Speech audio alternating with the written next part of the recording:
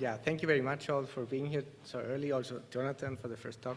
The title has a little bit changed, so I will talk about political acoustic ecology, and I want to reflect here about the role that political ecology can play in soundscape studies. So there's a little bit of feedback. Yeah, just step closer to the mic. Shall I go further away? Closer. Closer. Yeah, good. Okay.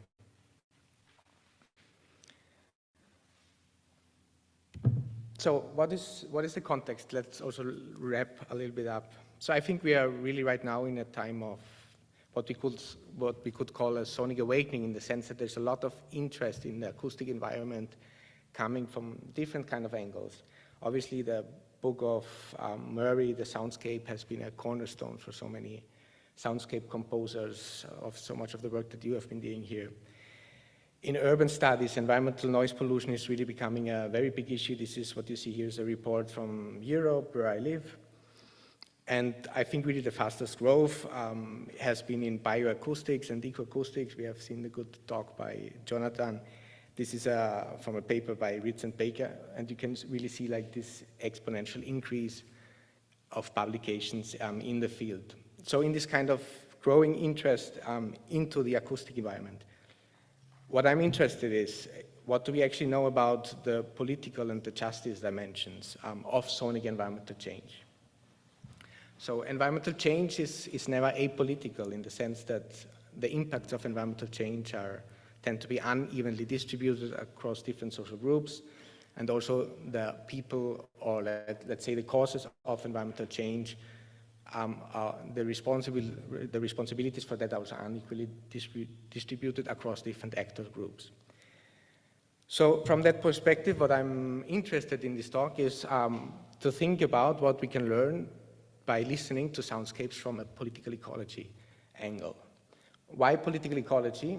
Political ecology was precisely a field, a research field that emerged in response to frequently very apolitical explanations of environmental change that saw environmental issues as technical issues that need to be resolved. But the environment is also a deeply political thing. It's a quite diverse field, so I'm specifically interested in 3-4 aspects, and I want to touch upon the following 4 questions.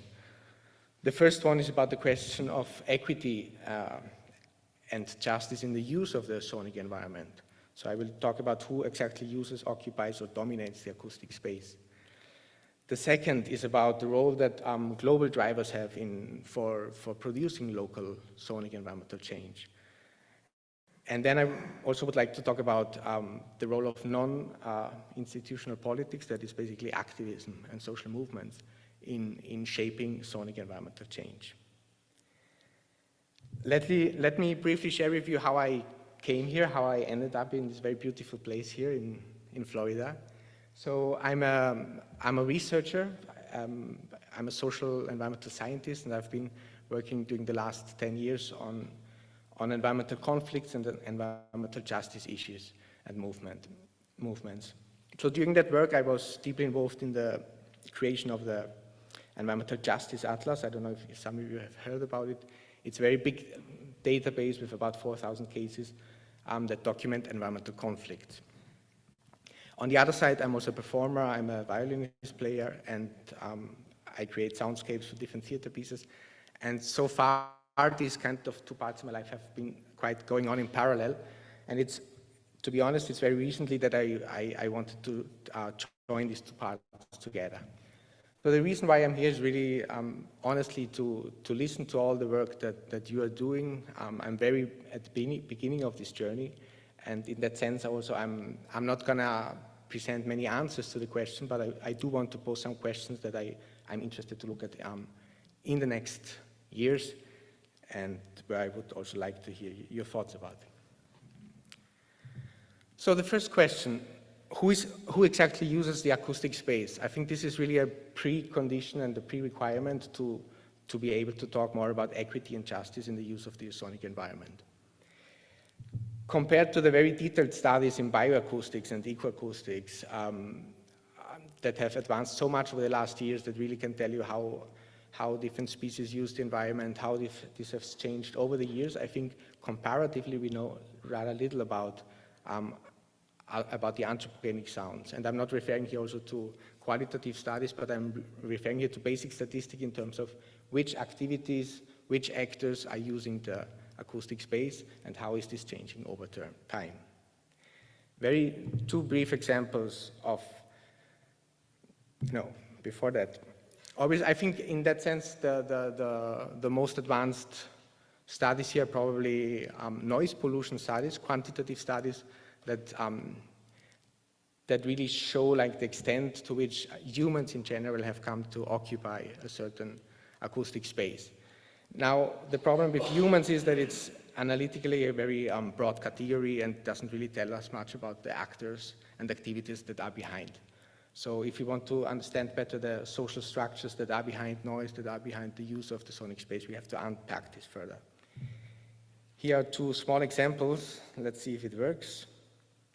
Of two sounds that I recorded in Barcelona. They morphologically, they are look quite similar.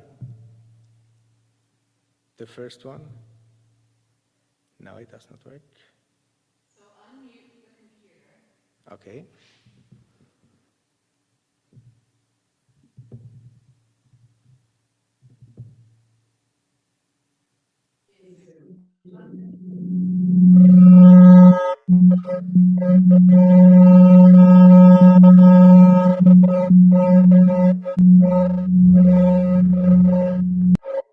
Not sure if it's gonna work. Let me try once more. If not, I explain. That's fine. No, it doesn't matter. Yeah.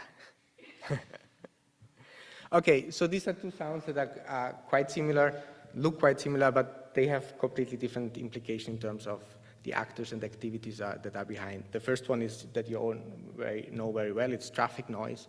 It's basically the result of a random group of people making random sounds together with no political aim whatsoever.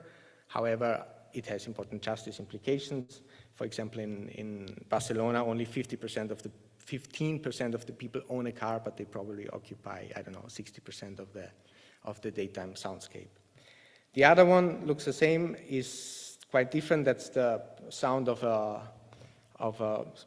activists that are claiming a better public health system.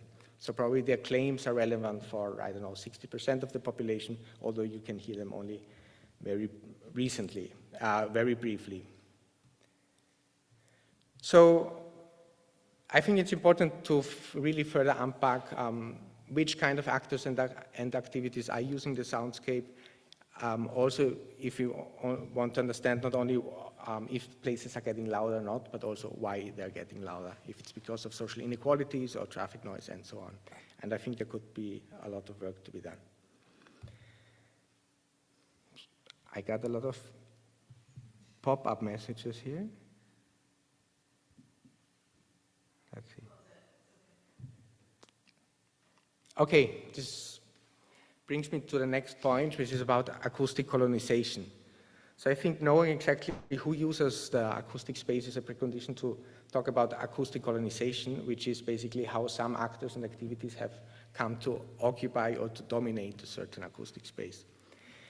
Now, in this context, it's important to realize that acoustic colonization does not only happen in the places of where an activity is taking place, but also across large geographical distances. Why? Because we are connected through commodity flows, through supply chains, through material flows to many different places across the world. So let me give you the example of the electric car. Obviously, an electric car is from an urban planning perspective is great because it really helps us to reduce noise pollution. However, electric cars have very big footprints, environmental footprints. Among them are also noise pollution. What you see here is a recent study by Owen that shows all the mining projects that are required for the energy transitions. Among them is lithium mines, that is the third bar. Lithium is a very important input for electric car batteries. So, and what the study shows us is basically that 80% or 90% of these mines, of lithium mines, are located in worldwide in indigenous territories and peasant territories. What does that tell us? Well, for us, it's very nice that electric cars bring down noise pollution, but we also shift costs and environmental burdens to other places. And among them are also noise pollution as an important environmental burden. Mining noise is really among the most intense noises. So under normal operations, you have up to 120 decibels, explosions up to 160 decibels.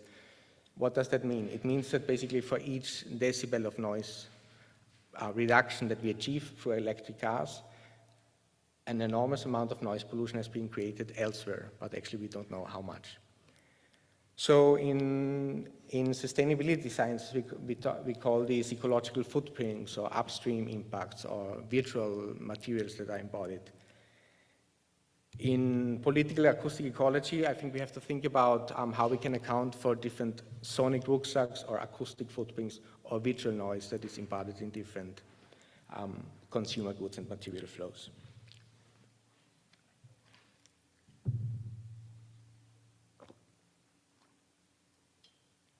Okay, another question which I think is exciting to look at, and this is basically the role that activism can play for acoustic ecology. So in the last example, I talked about mines and extractive industries, and obviously many people who are affected by extractive industries suffer many environmental injustices. Now, many people, it's important to see that they are not only victims of environmental injustices, but often people come together, mobilize, become very important political actors, and protest against them, and frequently also take radical actions to stop them. In that sense, environmental conflicts are also important spaces of transformations. So what you have, I previously mentioned the Environmental Justice Atlas. In the 4,000 cases that we have registered, about 30% of the cases have been described to cause also severe noise pollution. Now, and environmental conflicts have emerged over these cases, over these projects causing noise pollution. Out of these cases characterized by noise pollution, about 27% of projects could actually be stopped by environmental movements, or at least temporarily suspended because of the political actions. This shows us that basically movements, environmental movements across the globe, who politicize extractive industries and other noisy projects, also have a very important impact on the planet's acoustic ecology, and may also lead to less extractivist sonic spaces. In that sense, it's also relevant to maybe to look at the degrowth movement. The degrowth movement is a kind of scholar activist movement that is gaining traction in Europe, and they basically to propose a radical decrease of material and energy consumption, which would also contribute well to more de-accelerated and more quieter spaces. So Maurice Schaefer in his book, he talks about, at some point, about two ways how he sees the global noise pollution problem could be addressed. One would be radical ear cleaning exercises, or the other one would be a worldwide energy crisis to grab up with technology. So the good news is we don't have to wait for the energy crisis to come.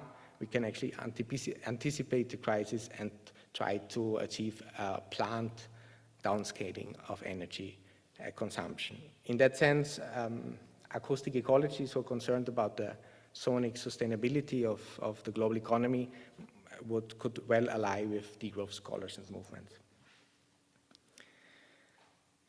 I'm coming to my last question, which I also would like to address more in the coming time.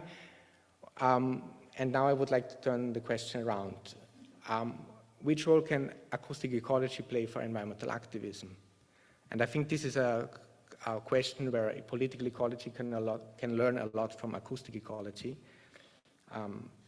As so many of you work with soundscape composition, it's a very powerful tool to raise awareness. Sounds are also empathic bridges that we have with the modern human world. So in that sense, I think a very nice historical example of how acoustic ecology has shaped environmental activism is the case of the Save the Whales movement, and so the discovery of the songs of the humpback whale and the discovery of the songs and also the production and invention of whale music, as Ritz calls it, really was not only the soundtrack to a very successful environmental movement, but really changed the perception also.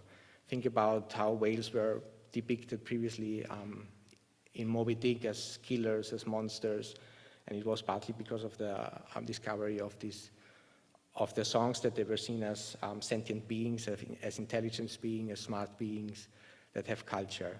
So this really changed the perception, and part of this really contributed also that industrial whaling was banned in 1982. So in this context, if the discovery of whale songs was key to stop industrial whale banning, I would like to close with one more question, and that is, in the context of the current local and global ecological crisis that we face, climate change, species extinction, environmental degradation, which sounds do we have to look at, which sounds do we need to communicate, to explore, that will have the transformative power to raise awareness, mobilize people, and also support activists and movements in addressing them? I don't have an answer to that question. I'm looking much forward also to hear your thoughts about that. Thank you very much.